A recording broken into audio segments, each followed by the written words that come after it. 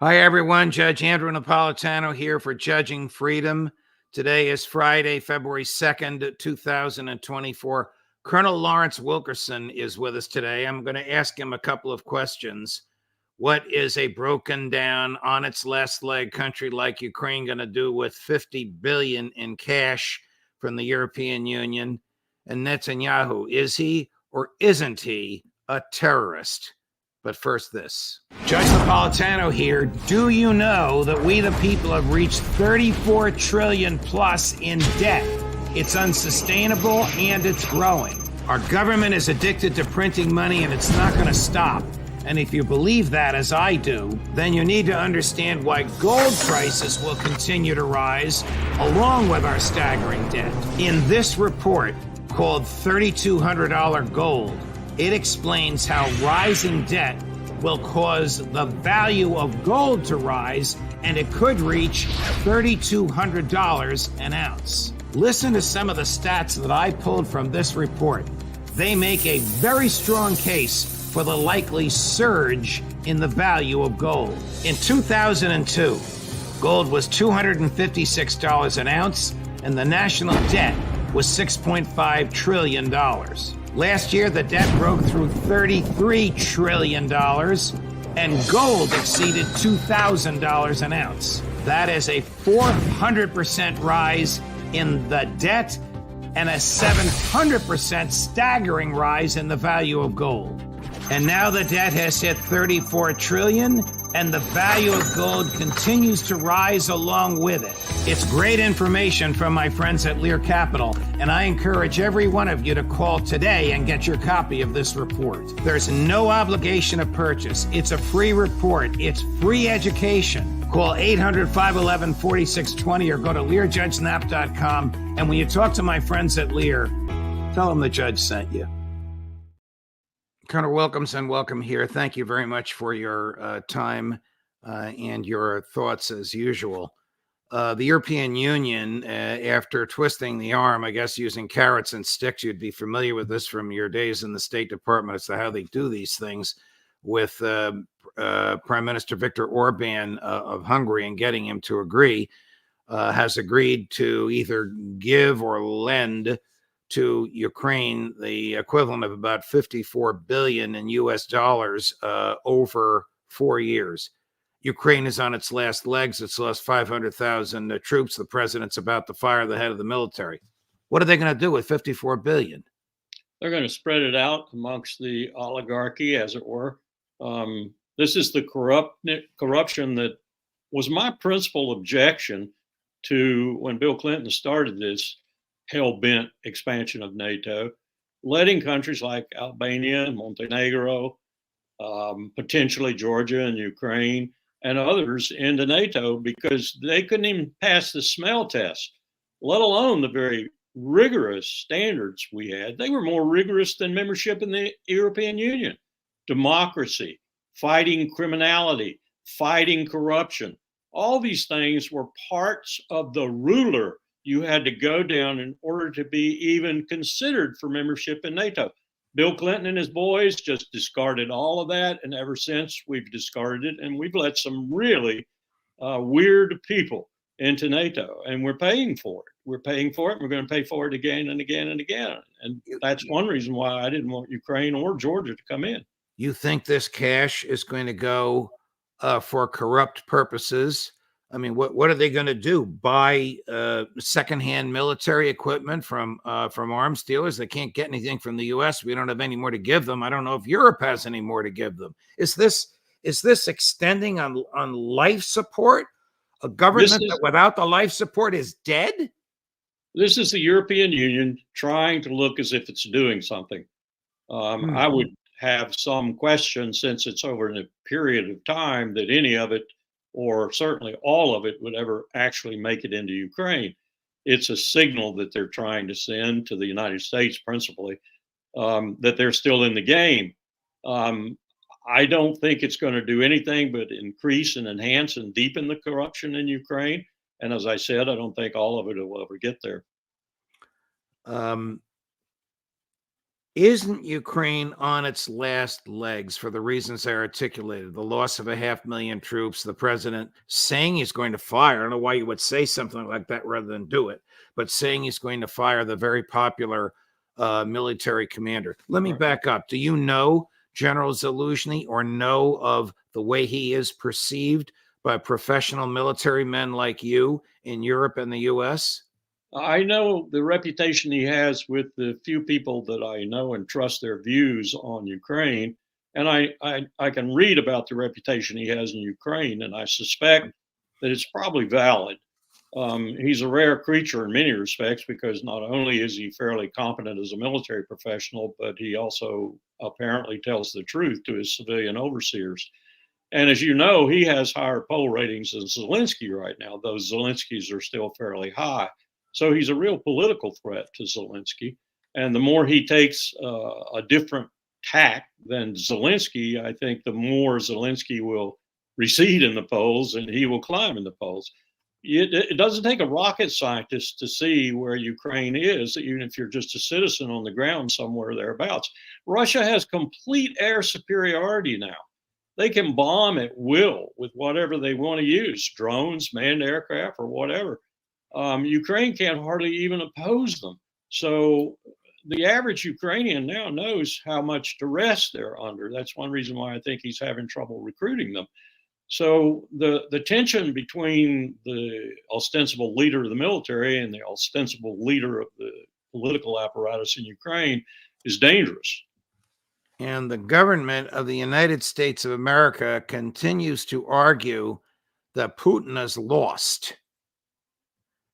I mean, does anybody, you once helped to run the State Department. Do you think anybody in the State Department, serious career Foreign Service officers, accept that nonsense when it comes out of the mouth of President Biden or Secretary Clinton, Secretary Blinken, their boss? Not those who work in the Eurasia division. Those people who know this area and know the countries and know what Ukraine is up against and what Russia has in terms of potential, strategic depth, industrial base, population. This business of the sanctions that we put on them, hurting them, is just laughable. Russia's economy is banging along, doing well. Growth is good. All the sectors of the economy that account for Russia, principally oil and gas in particular, are going bangers. So there's no reason in the world for anyone who has the least bit of expertise on this region to think that our administration is doing nothing but lying. We interviewed a Russian businessman a couple of times, and when I said to him, what is the opinion of the Russian people of the government of the United States? As soon as the translator translated, he had a big smile from ear to ear because of the answer he gave us. And he said in Russian, translated so we can understand it, Judge, you're not going to believe this, but in Moscow, we have an expression, thank you, Joe Biden, because the sanctions have forced a different type of economic activity, which has turned out to be more prosperous than was the case before this, more self-sufficient and more prosperous than was the case before the sanctions. In fact, the sanctions have hurt the EU, not Russia, the EU. Yes. If you want to look at the glaring example of what you just stated, here we have Russia banging along on at least 7 of 8 cylinders, if not all 8, doing fairly well. And we have the strongman of Europe, really, the strongman of NATO, other than the United States. And I'm almost willing to say the strongman of NATO, period, Germany, faltering and its economy falling apart, largely because, not exclusively, but in significant ways because of our actions in taking out the Nord Stream pipelines and also our actions in politically putting pressure on them not to take the Russian oil and gas. And Chancellor Scholz has a 20% approval rating. And alternative for Deutschland, which is looking more and more aggressive and not quite the party we might want to be mounting to the leadership of Germany, is really moving fast. Right. You can't govern with a 20% approval rating. Switching to Israel, you said on this show the last time you were here, Benjamin Netanyahu was a terrorist. Has anything happened since the last time you were here to change your mind or to fortify that dramatic statement? Actually, the southern flank and its anchor, Turkey, of NATO, and Erdogan said it very clearly about 48 hours or so ago. Mm. It was after Netanyahu had hinted at the possibility that, well, he essentially said, we have nuclear weapons and so forth. And Erdogan said, and this is a quote in English, Israel's end is drawing near, you're going away. End of quote. Wow. Did Netanyahu actually, this would be for the first time in the history of Israel that a prime minister said this, acknowledge that they have nuclear weapons? Yeah, the only thing he did, I think, was hint that there was a possibility that there were nuclear weapons, and that's enough for me. I mean, the world knows they have nuclear weapons. Most of the world knows they have somewhere between 150 and 300. Most of the world knows that they stole them from the United States, or in some people's minds, LBJ was complicit. Lyndon Baines Johnson was complicit in giving them the nuclear weapons, not handing them a nuclear weapon, but giving them the plans for building one. I think the world is fully aware that they are a nuclear weapon state. Certainly Turkey is. And Erdogan's statements were, I think, unprecedented, as far as I know, about what anyone has said about Israel and about nuclear weapons. Is President Erdogan's bark worse than his bite, or do you think that state actors like Turkey, which I said, you know this better than I, has a large and sophisticated and well-trained military, will enter the fray and do something to stop the slaughter in Gaza? There's no question that Erdogan is speaking mainly for political purposes and to his own parliament. That's one reason why that's the scene most often of his most dramatic statements, because he's building up his political portfolio. But I don't discount the fact that Turkey might at some point, were this to become a regional conflict, which every day, I'm sad to say, is looking more like it has the potential to do, that Turkey wouldn't eventually become a player in it. And Turkey would be a formidable player in it, a very formidable player. Do you think that the president of the United States wants a regional conflict so he can run for re-election as a wartime president, and in the hopes that the country would rally around him and forget his rather indefensible stewardship of the executive branch in the past 3.5 years? I don't think I would go that far. Sometimes I feel like that I should go that far.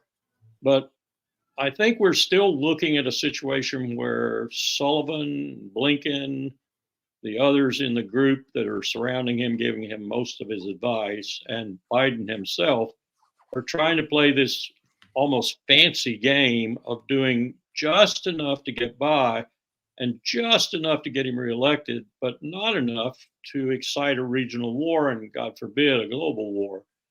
But that's a very dangerous business. It's an extremely dicey business, because you never know when you're going to push the button, as it were, that is going to cause what I'm talking about to actually happen. You've got Netanyahu looking seriously at taking on Hezbollah. You've got Biden talking every day about responding in some way to the 3 deaths in Jordan. You've got the situation in Yemen, and you've got the situation in the Red Sea next to Yemen. And we have retreated for the first time, as far as I know, in the history of the Navy post-World War II from a fracas there, because we simply didn't have the assets to participate.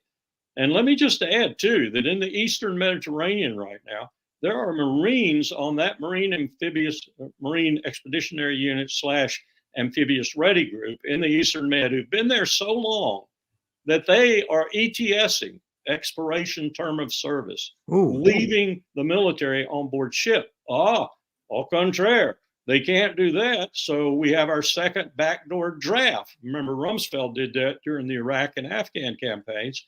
Well, we now are holding these Marines on service because they are in the middle of a potential battle.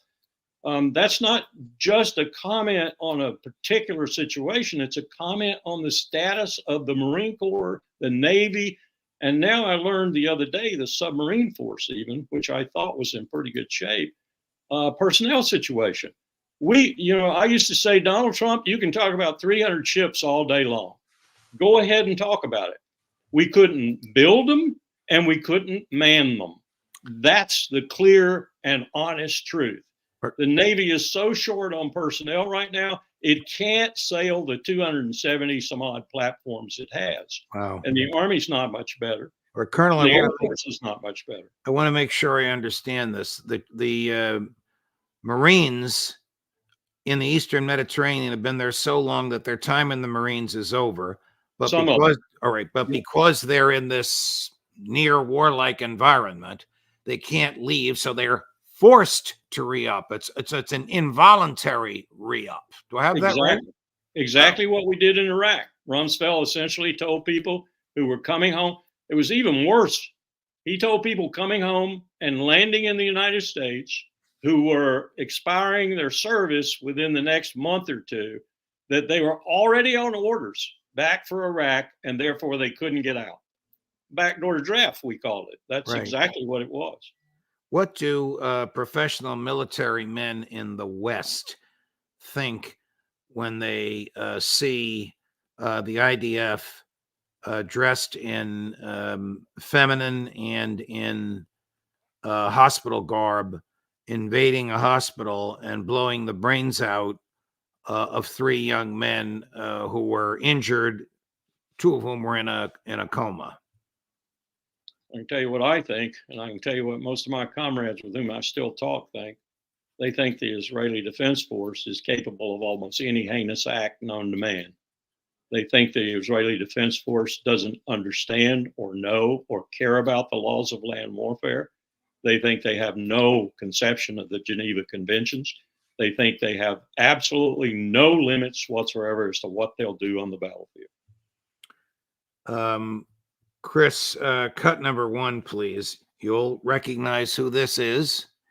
You've heard him say this. You heard him say it at the time. I believe you were the chief of staff to the Secretary of State of the United States when it's 2 statements by the same person, when these statements were made. You said that if the President of the United States had launched an attack on Iran without congressional approval, that would have been an impeachable offense. Do you want to review Absolutely. That comment you made? Well, how do you stand on that now? Yes, do you think I do. I want to stand by that comment I made. The reason I made the comment was as a warning. The reason I don't say those things lightly, Chris. You've known me for a long time. I was chairman of the Judiciary Committee for 17 years, or its ranking member. The president has no constitutional authority to take this nation to war against a country of 70 million people unless we're attacked or unless there is proof that we are about to be attacked. And if he does, I would move to impeach him. The House obviously has to do that, but I would lead an effort to impeach him. I don't use words lightly. Some of you may have seen me on Stephanopoulos or Meet the Press, the shows I've been on a weekly basis. I want to make it clear to you. I've drafted, with the help for 17 years, I was the chairman of the Judiciary Committee or the ranking member. And ladies and gentlemen, I drafted an outline of what I think the constitutional limitations have on the president or the war clause. I went to 5 leading scholars, constitutional scholars, and they drafted a treatise for me. It's being distributed to every senator. And I want to make it clear, and I made it clear to the president, that if he takes this nation to war in Iran without congressional approval, I will make it my business to impeach him.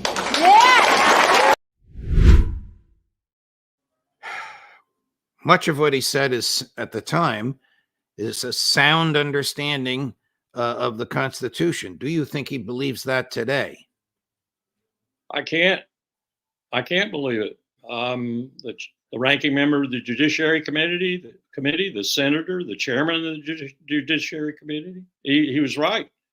But as president of the United States, and boy, have I seen this before, where someone goes from one position to another position of power, and that position of power changes his whole perspective. That's what's happened to Joe Biden.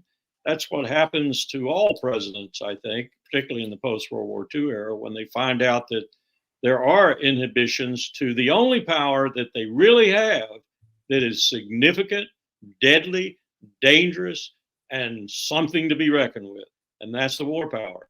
When they find that out, they are anxious to use it. As you and I discussed previously, James Madison said the sure nurse of executive aggrandizement is the war power. Right. And he was right. Right. A loaded gun in the Resolute desk in the Oval Office, just waiting for the president to pick it up and aim it and shoot it, metaphorically. And let me say something else there. Without a draft, without citizens having skin in the game, it is easy to pick that gun up and start shooting. He doesn't have the resistance, the anti-war resistance that LBJ had because of the draft. 500,000 people, young men in Vietnam, and 10%, 11% returning in body bags. It drove him from office. He could have run again constitutionally in '68, but he was afraid he'd lose to Nixon. Do you think imagine too, if we were to assess a war tax for all these stupid, endless wars we've had? Every American citizen had the IRS individual show up on his doorstep and say, you owe $1,000 for this year.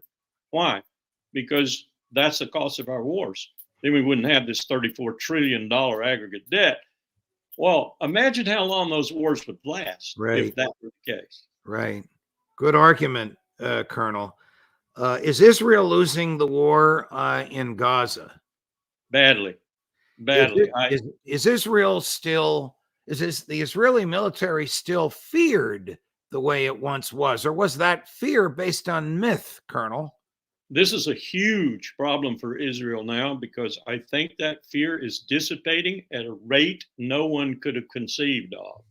And that means there are a lot of people around Israel that don't like Israel. And that means that more and more of them look at what the Yemeni are doing, for example. This is all based on the war in Gaza. I had 2 submariners call me the other day out of the blue and tell me they were leaving the submarine force. And I said, wow, you 2 guys are doing pretty well. Both officers, one on an attack sub, one on a ballistic missile sub. And they told me they're getting out. I said, why are you getting out? We do not buy the U.S. policy of unquestioning support of Israel. So we're getting out. Just like Josh Paul did at the State Department. Right. That's the same thing that's happening to Israel's image in terms of being all powerful and so forth. People are beginning to doubt the state of Israel in serious ways. And that reflects on us too. You know, I said at the National Press Club in a speech about 5 years ago, I said, is Israel a strategic liability or a strategic asset? At the end of that speech, I said, you've seen what I think. They are a strategic liability par excellence. But I said, the American people need to be told that. And the American people need to be asked, are you still willing to support Israel, given that they are such a significant strategic liability? And, you know, I paused for a second and I said, now, that's what I used to say to Secretary Powell. Every year for 4 years, I said that to Secretary Powell. When are we going to tell the American people what a liability Israel is? But I then said, I'm not sure what the American people would say. How did Secretary Powell answer that question, Colonel? Well, he essentially said, you know, we can't say that to the American people. I said, we can't tell them the truth because you and I both know, we both believe that militarily speaking, they're a strategic liability. And my fear is that the American people would still say yes, because there are other reasons we're attached to Israel. Would you say to the same audience at the end of which, after you spoke, you asked them, do you still think Israel is a national security asset? Would you tell the same audience, if they were reassembled today, that the Prime Minister of Israel is a terrorist? I would, and I think today I would get a different answer, and I have a different feeling about that question. I do not think the American people would say in majority form, yes, we still want to be Israel's ally. I think they would say no. Wow. This is Secretary Blinken leaving his home outside of Washington, D.C. The ladies are from Code Pink. That's colored water. It's not real blood, but that's the depths of their feelings. You remember the Vietnam years? That would have been tens of thousands of people for the reasons you and I articulated earlier. Colonel, it's a pleasure, my dear friend. Thank you very much for your courage and your clarity. I love these times with you, and I hope we can keep doing it. And I know the audience does very much as well. Thank you. Thank you for the opportunity. Wow. Another wonderful interview, my dear friends. 4 o'clock, we close out the week with the Intelligence Roundtable. McGovern and Johnson, they're warming up. Judge Napolitano for Judging Freedom.